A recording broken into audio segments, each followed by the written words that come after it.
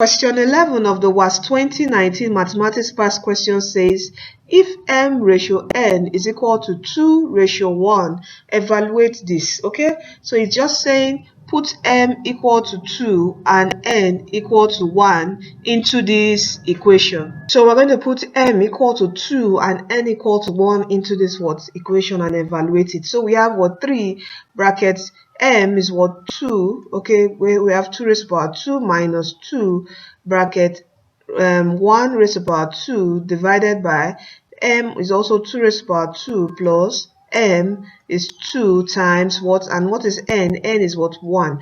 Okay, so from here what do we have? We have 3. 2 raised to the power 2 is 4 times 4 minus 2 times 1 raised to the power 1 is still 1 divided by what's 2 raised to the power 2? That is 4 plus what is 2 times 1? That will give us 2.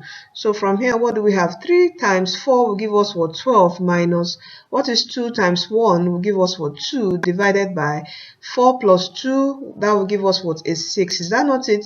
So we have 12 minus 2 will give us a 10 divided by 6. From here we can cancel out. Is that not it?